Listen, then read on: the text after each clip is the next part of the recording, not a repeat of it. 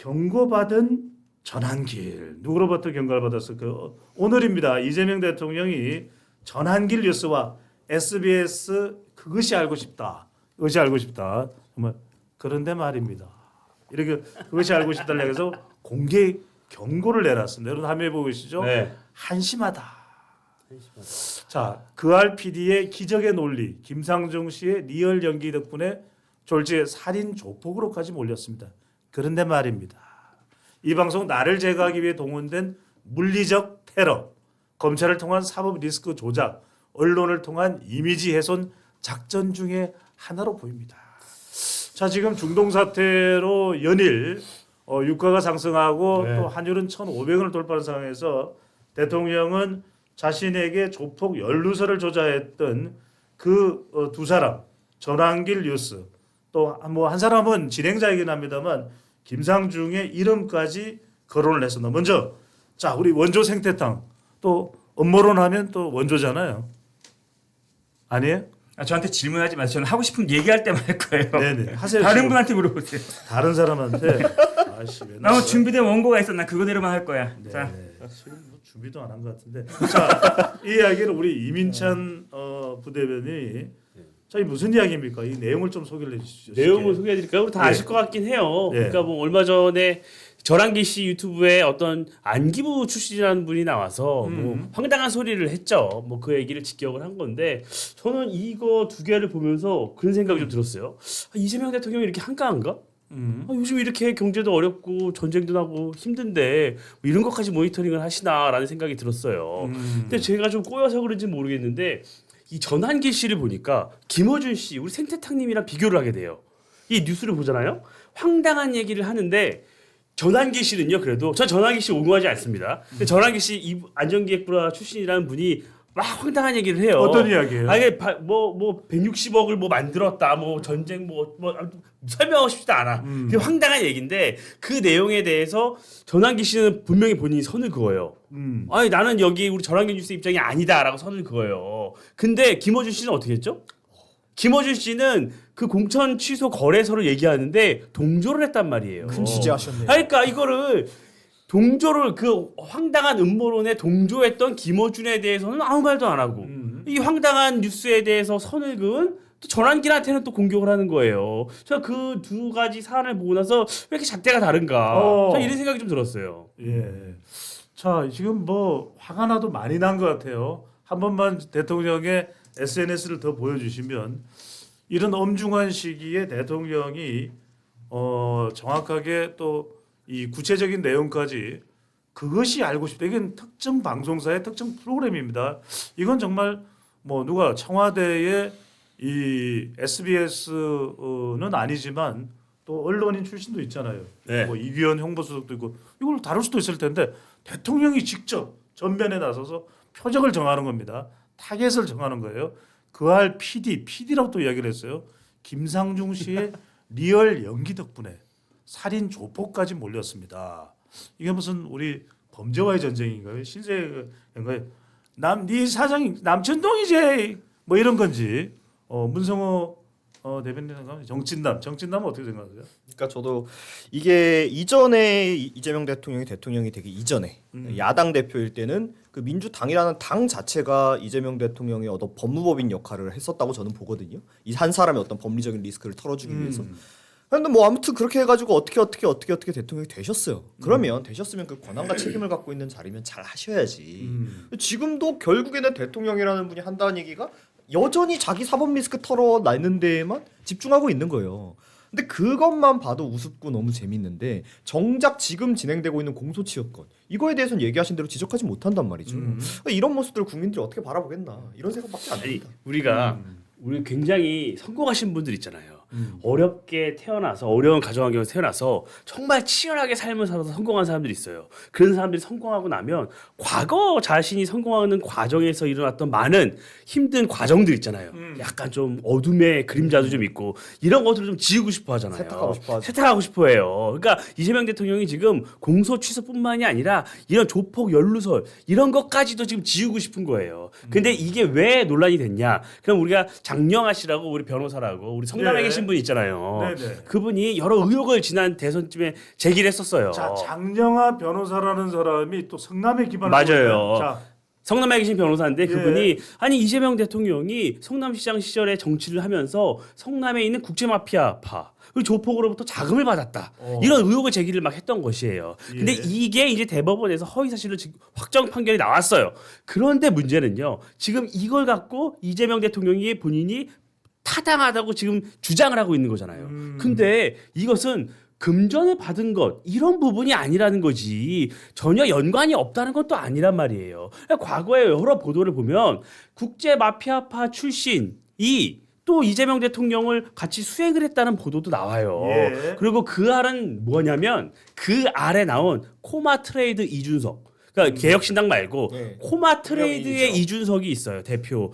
이분이 국제 마피아파 출신이에요. 성남에 근거지를 두고 있는. 그 사람이 이재명 대통령과 가까운 것 아니냐라는 의혹을 제기했던 거세요. 예. 그 알이. 근데 그 코마 트레이드가 어떤 집단이냐?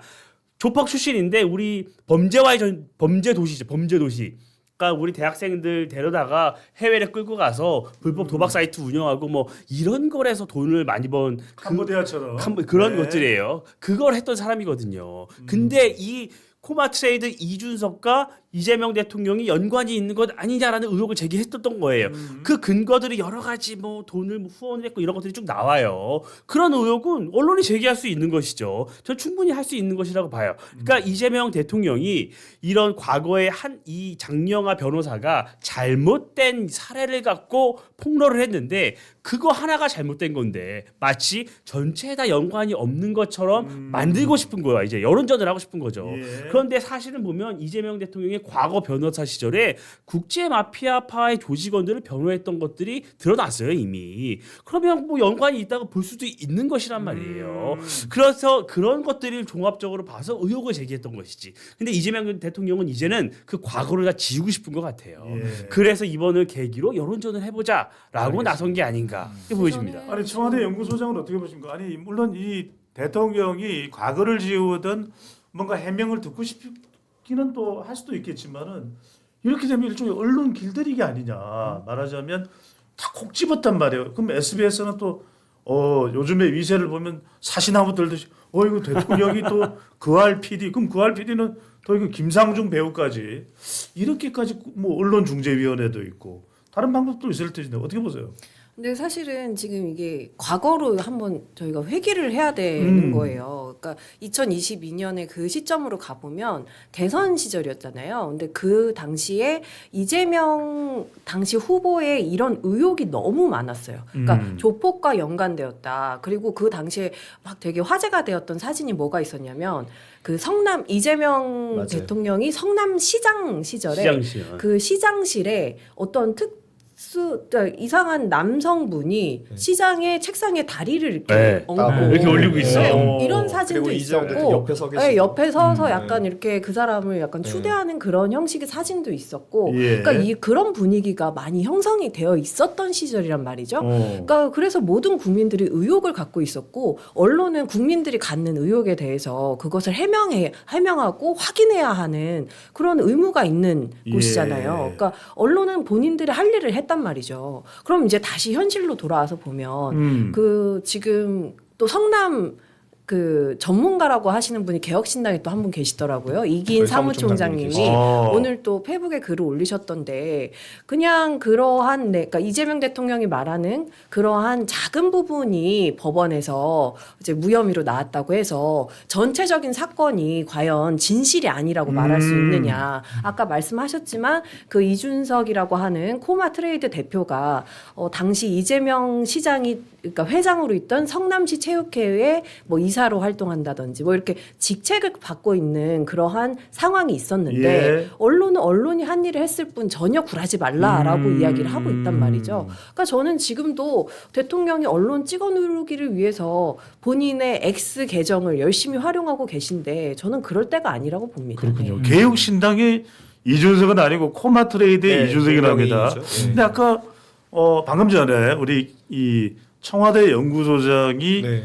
이 누군가 성남시장실에서 다리를 쫙 그러니까 그뿐만이 그 아니라 이야기 이게 이전에 물론 그런 사진도 있었어요. 뭐 나중에 이럴 수도 김현진은 앉아 있는데 예, 있었죠. 이재명 변호사인가요? 네. 딱 서 있는 네. 그 사진도 묘하게 지금 또 오버랩이 되기도 하고. 그러니까 어떻게 보면은 이재명이라고 하는 정치인이 뭔가 과거의 대통령들처럼 뭔가 본인이 처음부터 뭔가 그 입지가 있는 입지였다기보다 밑바닥에 진짜 올라오신 분이잖아요. 전 그걸 굉장히 높게 평가하고 그래서 저도 이렇게 이름을 좀 따라가고자 지었고.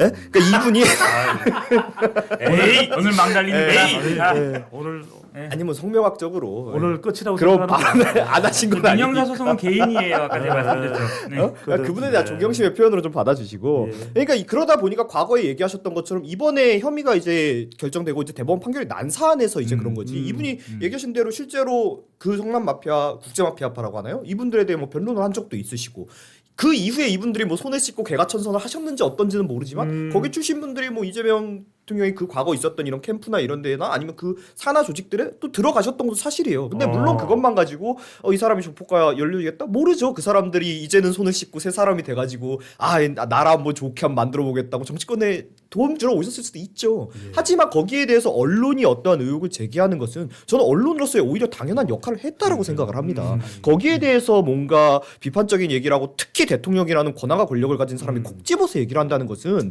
그 개인이 억울한 게 있을 수는 있어도 예. 대통령으로서는 좀 부적절했다. 알겠습니다. 이렇게 생각을 합니다. 저는 이미 저기 팩트 검사님 먼저 이야기하시죠. 저는 이재명 대통령이 좀 당당했으면 좋겠어요.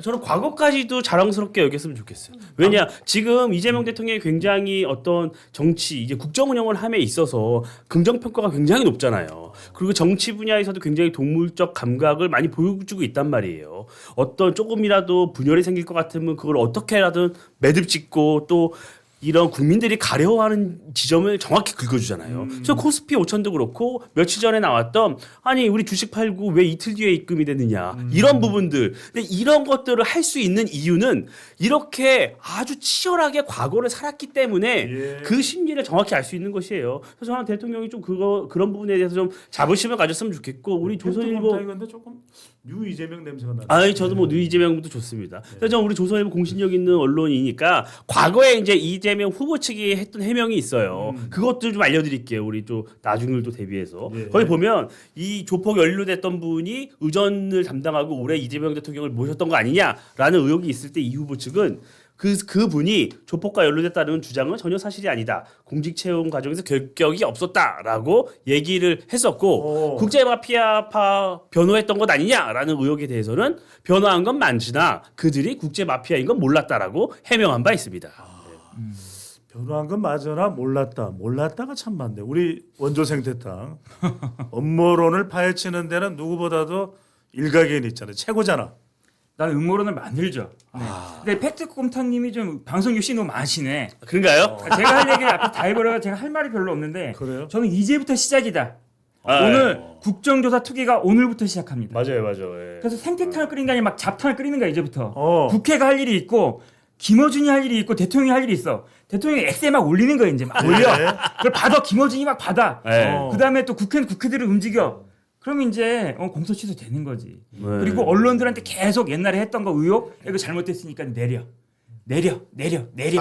사과해. 이런 식으로 지금 빅픽처를 그리고 있다. 예. 여기까지만 할게요. 근데 이게 도움이 되나요? 이재명 대통령한테? 저는 그래서 진짜 도움이 안 될 것 같은 게 저는 그 이재명 대통령이 계속 X를 통해 가지고 그 발언을 만들어내고 네. 있잖아요. 근데 저는 이게 진짜 위험하다고 생각이 돼요. 그러니까 특히 뭐가 생각이 나냐면 윤석열 대통령 때 도어 스태핑 했었잖아요. 그것처럼 저는 이제 이재명 예. 대통령의 X를 막아야 된다라고 하는 게 사실 지금 대통령의 X에서 나와야 될 메시지는 얼마 전에 그 울산에서 사남배 아버지가 극단적인 선택을 온 가족이 했어요. 너무 슬프다. 아기까지 2살 네. 아기까지. 네. 그러니까 그만큼 지금 우리나라의 그 복지 사각지대가 그 우리가 이제 막아야 되는 것들이 지원을 많은데. 받았는데도 그리고 그렇다면서요. 예, 네. 그리고 굉장히 그러니까 그 사건은 뭐 얘기를 들어보니까 어머니가 뭐 감방에 가시면서 아이들을 케어할 수 없고 뭐 예. 이렇게 굉장히 좀 슬픈 사연들이 있더라고요. 그런데 지금 온라인에서 어떤 얘기가 나오냐면 사실 이재명 대통령 분당 집 거래에 관련해서 그게 팔렸다면서? 예, 팔렸는데 음. 그게 거래가 됐는지 안 됐는지가 올라오지 않고 있다는 거예요. 아직 등기가 안 돼. 네, 그러니까 그럼 그래서 실거래가 많은 나와야지. 국민들이 지금 그 실거래에 대해서 의문을 갖고 있는데 누가 이렇게 되면 사갔는지도 궁금해요. 네, 네. 이렇게 되면은 이제 이재명 대통령은 X를 통해서 모든 것을 다 얘기하시고 해명하셔야 돼요. 그러니까 저는 이제 그만하셔야 된다라고. 아니 봐요. 맞아요. 얘기를 네. 듣고 보니까 정친담. 그 도어 스태핑 당시에 결국에 그게 안 되게 된 게 도어 스태핑이라는 게 언론 앞에 본인이 질문을 받아야 되잖아요. 그러니까 어떻게 보면 이재명 대통령이 그 앞서서 이제 윤 대통령 때의 실패를 보고 X를 선택한 것 같아요. 왜냐 X는 나한테 질문할 수 없어요. 그쵸, 내가 일방적이죠. 일방적으로 글을 그냥 쓰는 거거든요. 그러니까 앞으로 대통령은 책임 없이 본인이 하고 싶은 말만 하고 아닌 것들은 또 거기에 대해서는 그냥 모르쇠 해버리면 그만이거든요. 예. 그러니까 이게 국민에게 소통 얘기했던 민주당 정권에서 할 수 있는 일인가 그렇게 생각을 합니다. 이미 네. 역풍을 맞고 있다고 저는 봐요. 왜냐면 이번에 검찰 개혁, 검찰해체법 통과시키는 과정에서 이재명 대통령의 X에서도 뭔가 합의를 할 것처럼 조정 하나 낼 것처럼 했는데 못 냈잖아요. 뭐 그런 부분이 있고 마지막으로 정말 짧게 말씀드리고 싶은 부분이 있어요. 지금 전환기 씨 뉴스가 굉장히 가짜 뉴스라고 그러고 이재명 대통령이 분노했잖아요. 근데 저는 과거에 그 생각이 또 났어요. 백혜룡 경정 생각이 났어요.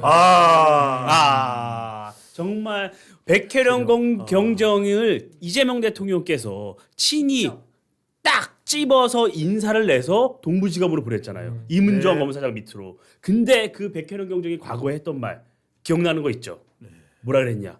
윤석열 대통령 내외가 내란 자금을 마련하기 위해서 네. 마약 사업을 하고 있다. 그래서 이거를 은폐시키고 있다.라고 주장을 했어요. 무려 대한민국 경정이 그런 얘기를 한 거예요. 그런 가짜 뉴스를 만든 사람을 네. 대통령이 신뢰를 해서 보냈단 말이에요. 이거야말로 제일 가짜 뉴스 아닌가요? 이건 대통령이 가짜 뉴스를 양산한 거란 말이에요. 이런 부분에 대해서 처벌을 해야죠. 처단해야죠. 예. 이런 걸 냅두고 지금 전환기 씨를 욕한다? 아니, 저는 이거는 전환기 씨를 옹호하는 게 아니지만 네. 이런 이중적인 계속 행태가 옹호하고 있어요. 이재명 대통령에 대한 민주당에 대한 신뢰를 까먹고 있는 거예요. 저는 좀 이중잣대하지 말고 기준을 정하라는 말씀드리고 싶어요. 공탕님이 잘 우려내네. 아니 그러니까 지금 쏙쏙 뽑아. 공탕이 오늘 좀 저기 아주 잘 조려. 텐션이 좋은데 정친남 조금 기대해. 이게 좀 약해. 조금 지금